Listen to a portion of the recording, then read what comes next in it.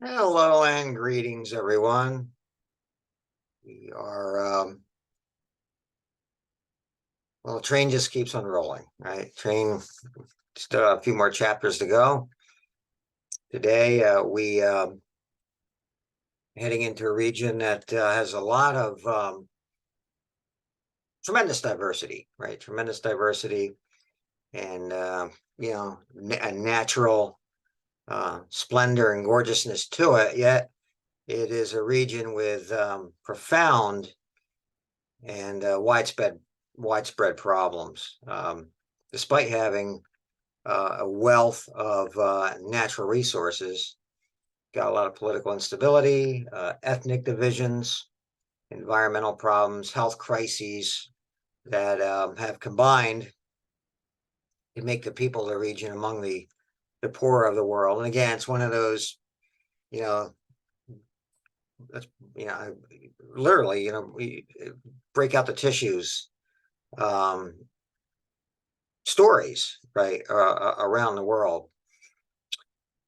Half the population lives on, less than $2 a day, and the region's overall economic strength relative to other world regions has um, declined for the most part over the past 50 years until the last 10 years or so. So there's kind of some light at the end of the tunnel um, with all this. So I'm talking about Africa south of the Sahara. Africa south of the Sahara. We'll be looking at that today and this week.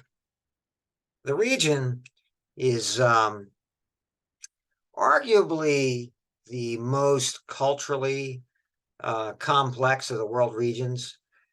Thinking about languages, there are more than 1,000 languages that are spoken, the majority of which belong to the Niger-Congo group. As with language, there's a great diversity of religion, right? You have a great diversity of religion. You have numerous traditional animistic beliefs that are widespread. Islam is the strongest in the north. We'll look at some maps there in the north and the east, and Christianity is found throughout the rest of the region. Maybe I have a comment about that too coming up.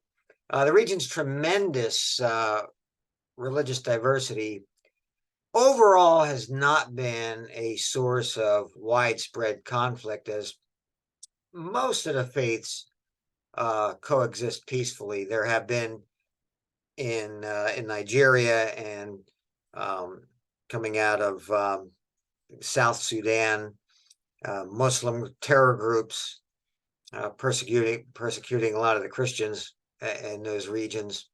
But for overall, the farther you go south, people are coexisting fairly peaceably. So life in Africa south of the Sahara has been also profoundly impacted by external forces. And again, you know where I'm going with that. So yeah, the colonial track, of 20th century history. Well, even beyond, or even earlier than that. But yeah, right. You guys know where I'm going with that. We'll talk about that. Again, expansion of Arab Muslims from Southwest Asia into, in the 7th century AD, affected both the culture and economic organization of the north part of this region and the east. And then starting in the 1400s, right, European powers established many coastal outposts, which facilitated slave, ivory, and gold trade. Okay, so the European colonial control eventually grew to encompass the region.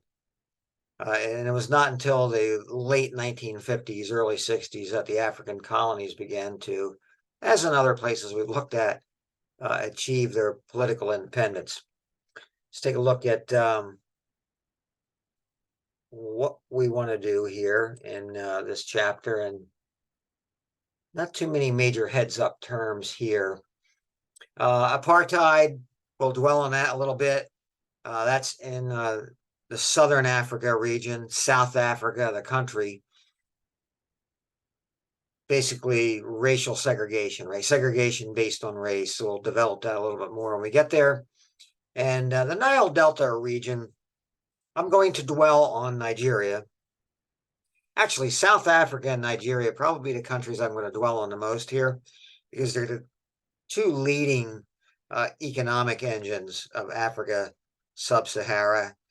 Nigeria should be doing a lot better than it is, but more on that. The Nile Delta region is the area that the Nigerian government taps for its resources. Okay, so objectives. We want to identify colonial development in Africa, right? Yeah, same song, different verse. We'll explain the various setbacks for the region in the post-independence era and understand South Africa's influence and progress in the region. So here we go. African cultures, African ethnic diversity and shared cultures. More than 1,000 languages are spoken south of the Sahara. The Niger-Congo group is the largest. Probably could have had them as a heads-up term, but there you have it. Shared features of African beliefs, close relationship between humans, nature, and spirits. Everyone is, prevalent belief that everyone's part of a continuing chain of life, that wisdom and strong leadership is also respected. Again, many religious faiths, probably most, coexist without tension between its rank and file membership.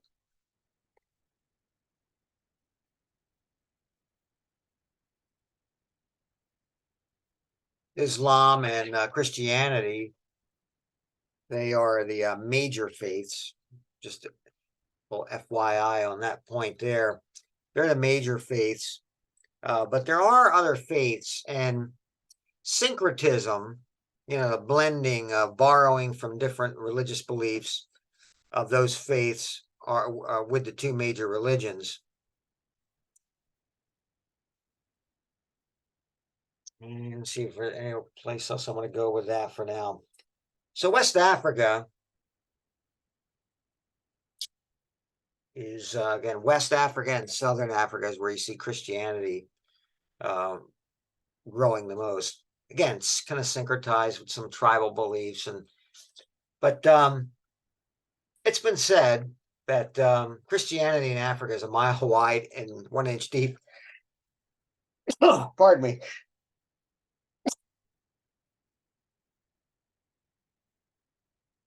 Christianity in Africa is a mile wide but 1 inch deep. So, and on figure 916, there was a religious map. Take a look at. Pardon me. Figure 916, and you see what page is that on? It is page 413. Yeah, interesting color-coded map there with the various religions. Yeah, Islam, you'll see there. We were talking last time about the major branches of Islam, Sunni and Shia. And the Sunni, it's predominantly Sunni in the northern part, eastern part of Africa, Sub-Sahara. Well, here we go to colonial regimes. All begins with the slave trade, right? The Portuguese were the first Europeans to establish a region south of the Sahara based off the slave trade. And figure 919, page 415 and 16 gives you a map as well of the slave trade. Page 415, right? The slave voyages, right? The lanes of those slave voyages. And on page 416, kind of a breakdown on who was trading where on figure 919, the first figure there on the left. So Europeans justified enslaving skin colors, right? Assuming racial superiority. Again, aided and abetted by African slave traders as well. I don't have that down here, but that's an interesting angle on this as well. Liberia. The country of Liberia began when former slaves went through humanitarian efforts. They had trouble integrating those slaves that did opt to come back to Africa, and the colony, the state of Liberia, was primarily set up to rehabilitate Africans to black slaves to African culture. Trouble began integrating, though, with those that did opt to do that, with those who were already in Liberia who were not slaves. Page 399, map figure 9.2. Page 399, figure 9.2 gives you a political map of Africa. And along the Atlantic coast, toward the northern part of the region, you can see Liberia right along the coast. Abraham Lincoln, just kind of an FYI, Abraham Lincoln was involved in, for lack of a better way to say it, a program to ship black slaves back to Africa, back to this part of the continent, Liberia. Most black slaves, to my surprise, I probably need to do a little more study on why this would be. Most opted to stay here. I'm thinking, personally, for me, if I had that bad memory here, bad experience, I would want to leave. But so anyway, then you got explorers and colonies. The colonial governments built roads and railroads to connect interior mines and plantations with ports. And then the colonists who settled. Again, you could take a look at figure 919 on page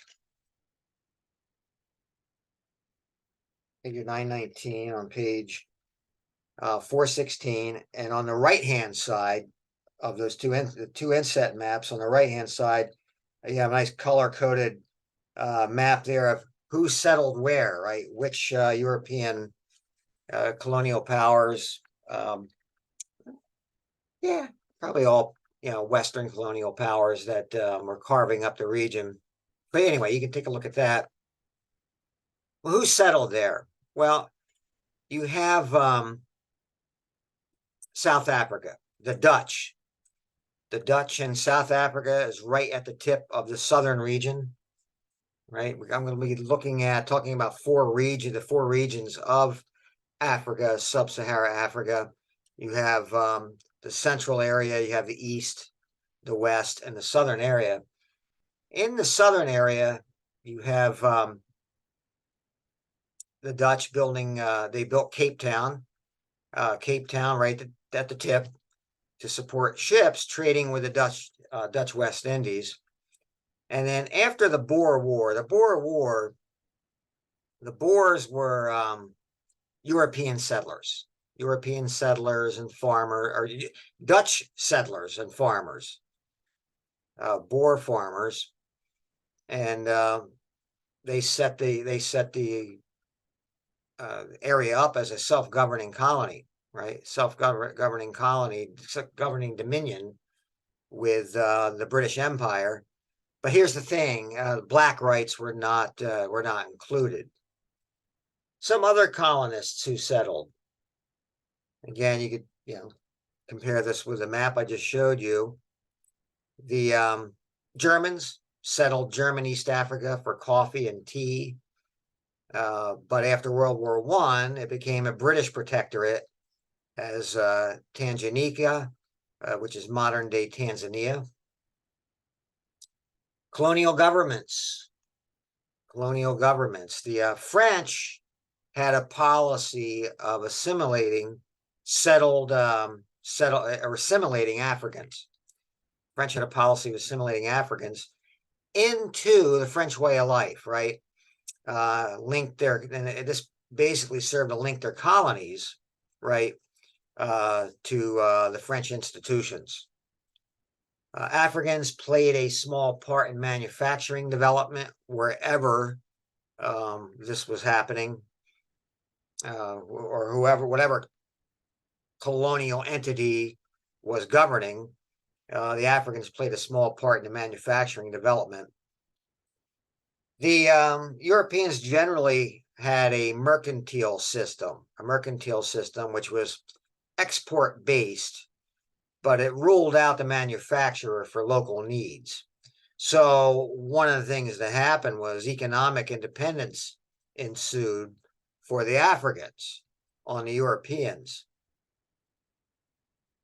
And also there was an African preference for European products, which brought cultural dependence as well. So you got economic and cultural dependence from the from the Africans unto the Europeans. So this causes some problems once the Europeans leave in the late 50s and early 60s. Global and local changes. Yep, the politics of independence. When the Cold War ended in 1991, the interest of the so-called allies in Africa had stopped. So heavy debts were a major reason for that. So again, we talked about this when we were looking at Europe and Russia and the neighboring states, in the Cold War, that it's just a plethora of natural resources in the third and developing worlds. So the US and the Soviets would vie for these, what we would call client states, and certainly in this area of the world. And once the Cold War ended, that interest subsided quite a bit. Population pressures.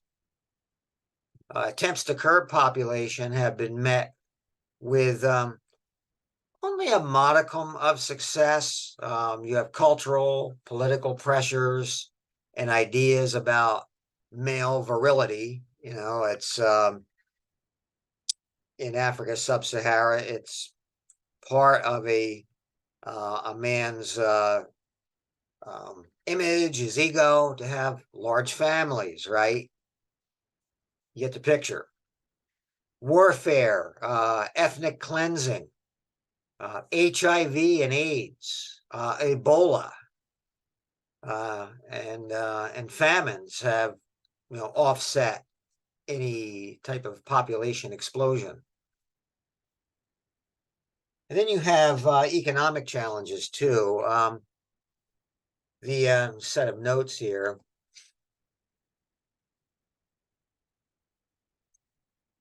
Let's say this too. I almost left this out. Overall, comparatively speaking, Sub-Sahara Africa's population density, is low. As a result, the rural makeup of the region's roughly 60% of the population, but it's also the world's fastest urbanizing region too. So something to keep an eye on.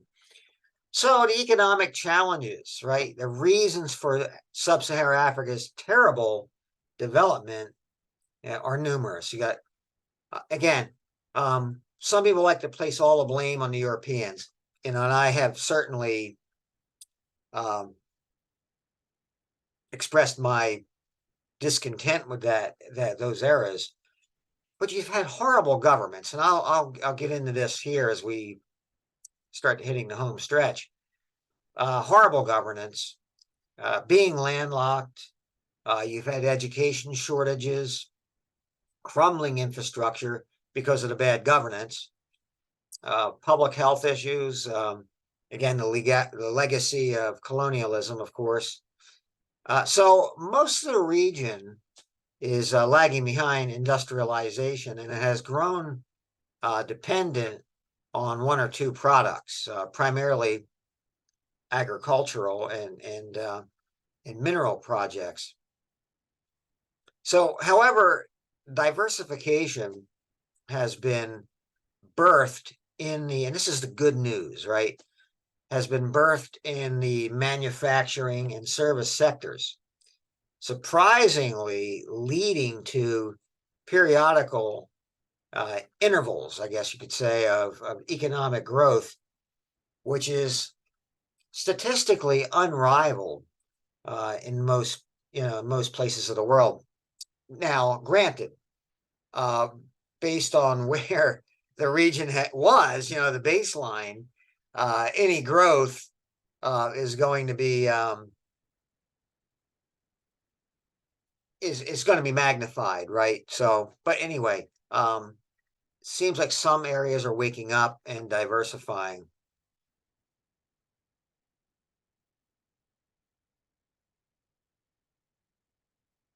See if there's anything else any FYIs I wanted to say about that.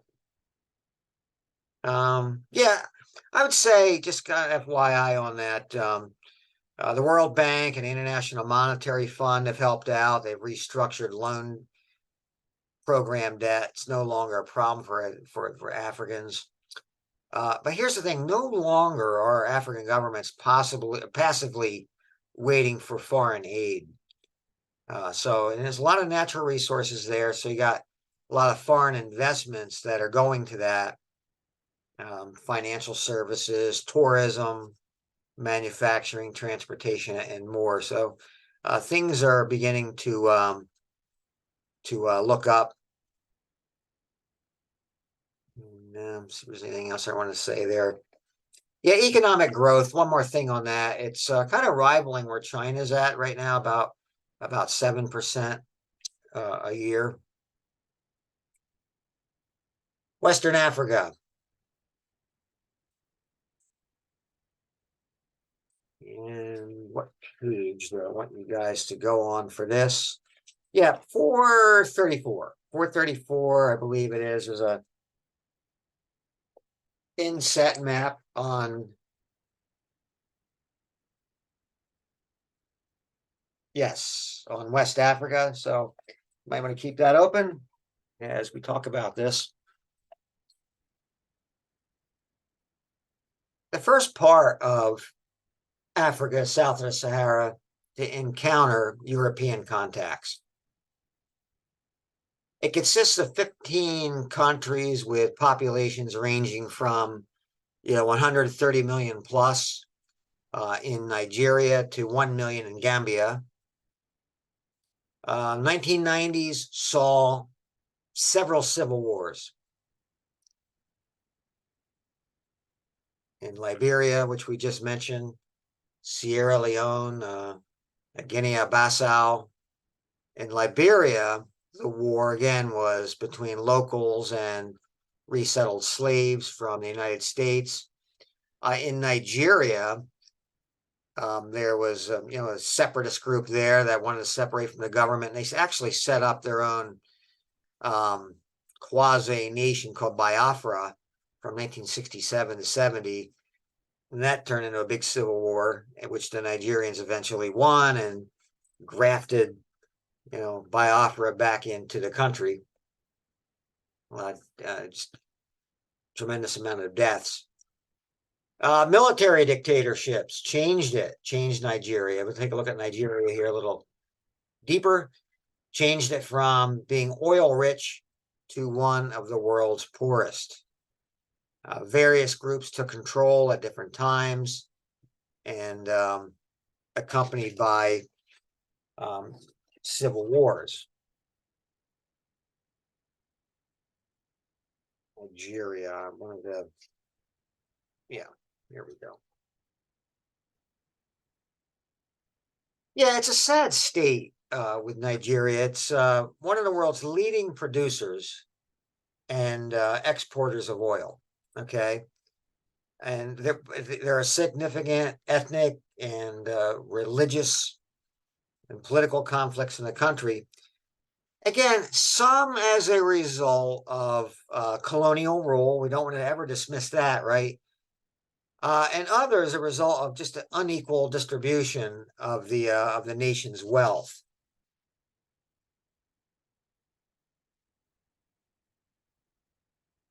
In light of this disparity, several militant groups over the years, several militant ethnic groups have evolved in the oil and gas-rich Nile Delta regions and demanding equity. I'll say this too, a little FYI on the Niger Delta region.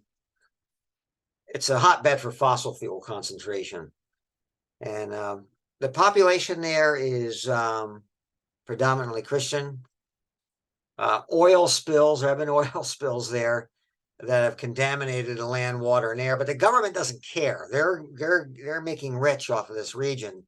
So little money, kind of an outrage. Little money's being returned to the area to clean it up.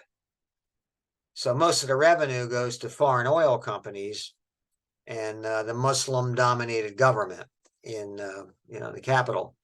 So half of the Delta region is without adequate roads, water supply, and electricity, and schools lack proper education material. Local medical facilities are without necessary medical supplies. So, I mean, and the question is, where's the money going? And it's actually more difficult to uncover than it may sound. Not until 2011 was it legal to publish official government documents and data. So in that regard, the answer was difficult to come by because you just had a lack of transparency, basically. So it's estimated a whopping 20 trillion had been stolen from the country's treasury since its independence in 1960. They have been advancing the ball somewhat in some kind of direction of democracy. There's been, I think, over 600 Nigerian officials that have been arrested for, corruption charges. So hopefully, again, things are looking up in that regard. Economic development. After independence, the horizon looked brighter for, the West African countries. You had restricted economic bases, population growth, droughts, political conflicts, and government mismanagement again, ever changing the world markets, ending their dreams, right, for improvement. Go to page 458. I want to just briefly talk about Eastern Africa and move on to Southern Africa.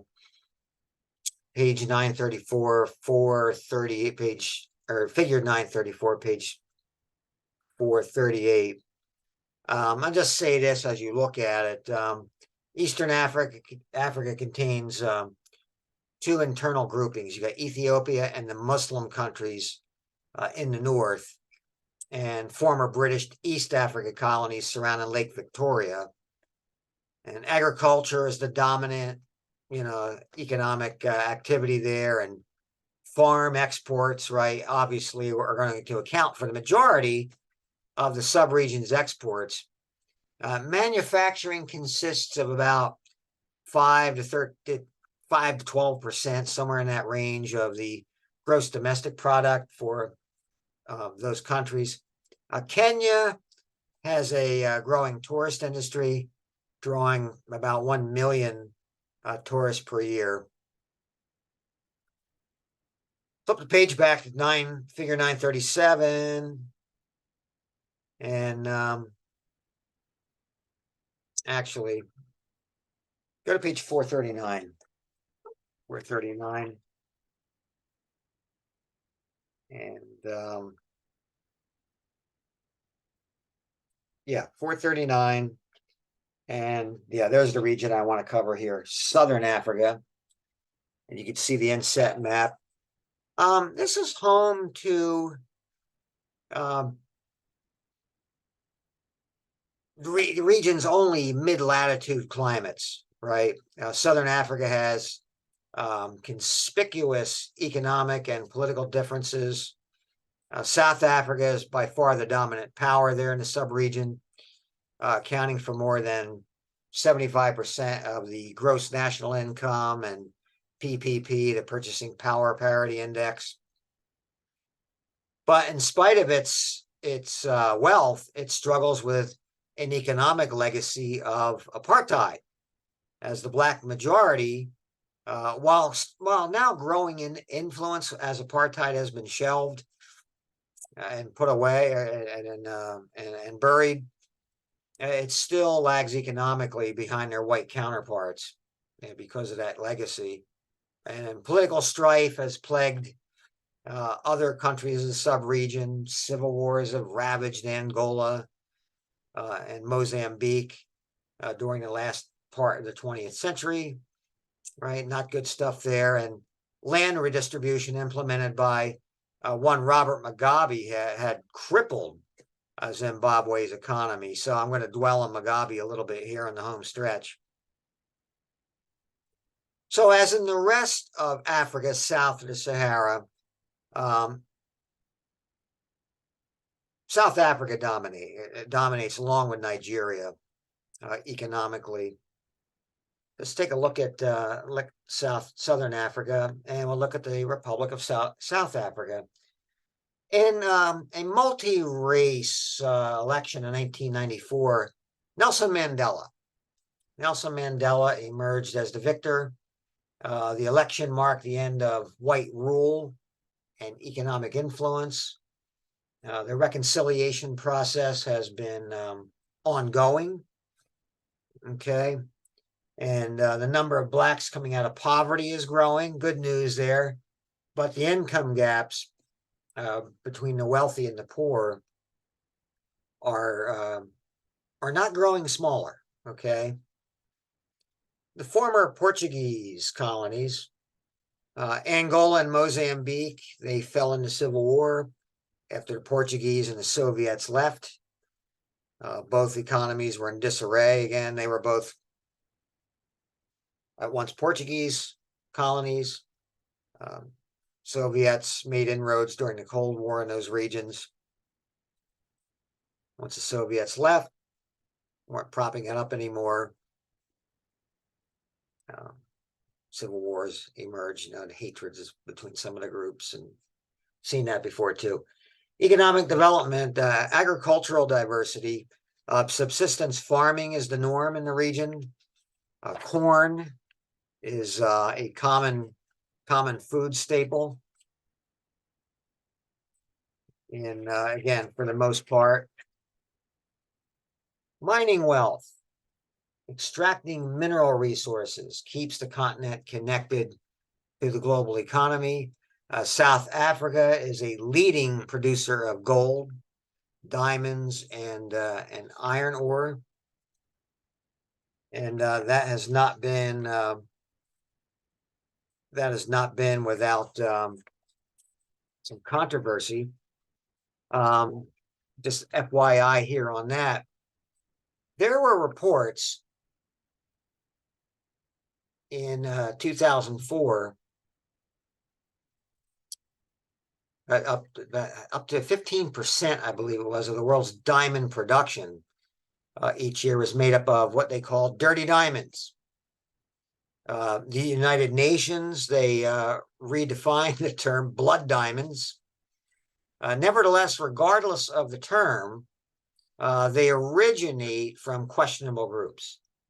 The groups use the diamonds to fund insurrections and wars to supplant legitimate governments. So market interests and consumer ethics have come to the rescue. Consumers are asking representatives where the diamonds are coming from, asking for evidence on certification and branding. Okay. The South African company and the world's leading diamond corporation, De Beers, is spearheading these initiatives by introducing branded diamonds. So De Beers' reputation is at some stake, since it was reported that they indeed bought up millions worth of diamonds from a rebel group. And the branded diamonds will offer certification that the diamonds indeed are originating from areas considered to be non-conflict zones.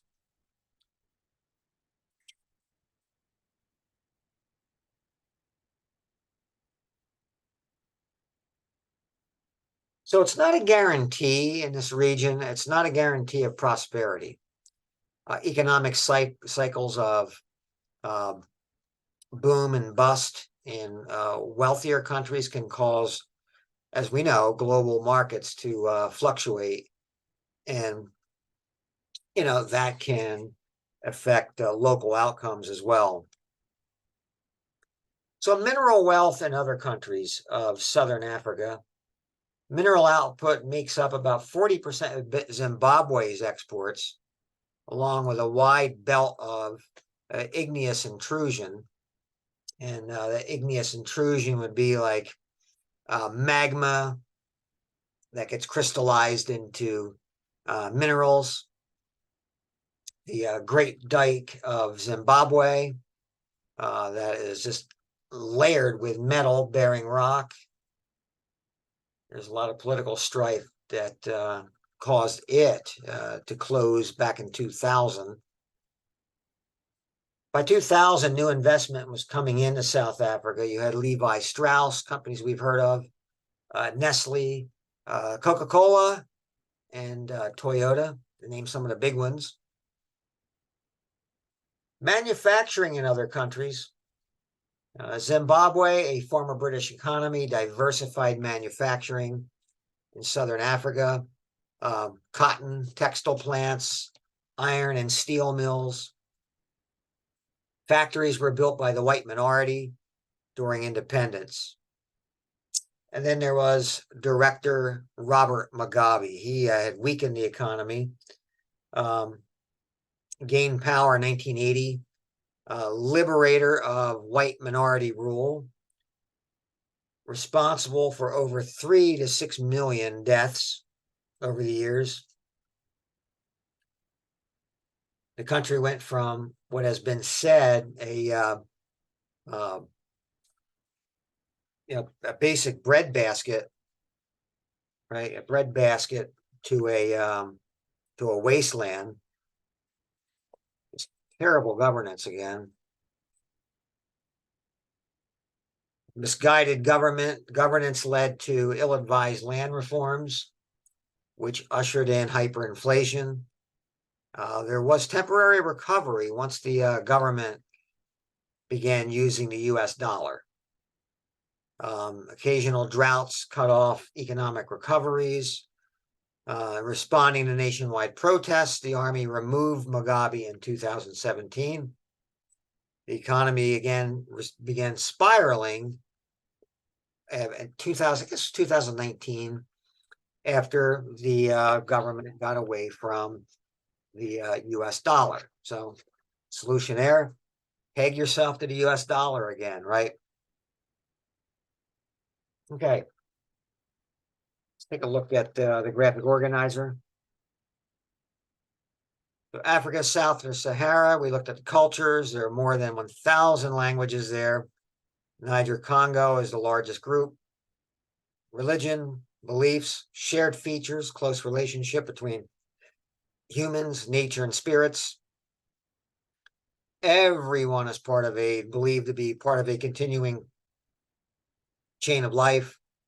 Wisdom and strong leadership is respected. Many faiths coexist peacefully. We looked at the colonial regimes, right? Dutch were the first there in South Africa. The Boer Wars, the Boer farmers with the British. The British ended up kicking the Dutch out. British set up, actually, the Dutch had set up the white minority rule, apartheid. The British continue it, right? Germans are in East Africa. The French, they assimilate their colonies to French institutions. Probably smart. And the Portuguese actually predated the Dutch. I missed them there. The Portuguese predated the Dutch with the slave trade. So looking at that grouping up there of colonial regimes, starting with the Portuguese, going clockwise, probably the order in which these folks arrived. Mercantile system ruled out manufacturing for local needs. It was export based, and it creates a cultural and economic dependence from the native Black Africans to the Europeans, and Africans play a small part in the manufacturing. So some forthcoming problems there. Global local changes, politics of independence, heavy debts forced the colonies out, World War II debts primarily, population pressures were offset. Male virility, there was always going to be big families there because of image, bigger families, the more of a man you are. But these are offset by diseases, right? HIV, AIDS, warfare, ethnic cleansing, and famines. And we looked at Western Africa, dominated by Nigeria, a leading producer and exporter of oil. Various conflicts, though. You had colonial rule, an unequal distribution of oil wealth, religious and ethnic conflicts, militant ethnic groups demanding oil equity, government mismanagement and all over Western Africa, military dictatorships, and too many civil wars. Southern Africa, South Africa, apartheid left it economically isolated. Apartheid ended in 1994. And you have mining wealth there, leading producer of gold, diamonds, and iron ore, keeps the continent connected to the global economy. Dominates Southern Africa, power, utility, and transportation systems, new investments, American multinational corporations, De Beers, diamond manufacturers, right? Struggling with maybe its image and possible connections to blood money from insurrection groups who were selling diamonds as well on the cheap. Subsistence agriculture in Southern Africa, mineral wealth fluctuates according to global markets, political strife in those areas as well. And in Zimbabwe, was weakened by Robert Mugabe, a brief resurgence after Mugabe's removal and adopting the US dollar, and economic spirals since then because they the new government abandoned the US dollar.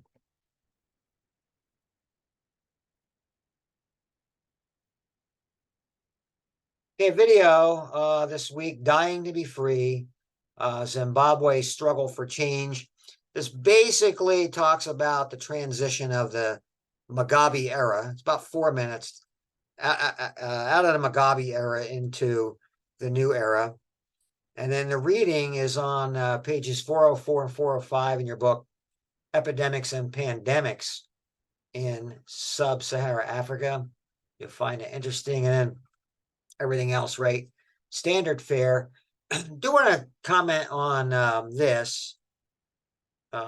We'll be beginning Oceania on Monday. And we got the term paper coming up, right? So by the time you guys are looking at this, we're about 2 weeks out from the term paper, so just look at your syllabus and start thinking about that if you haven't started on it. All right.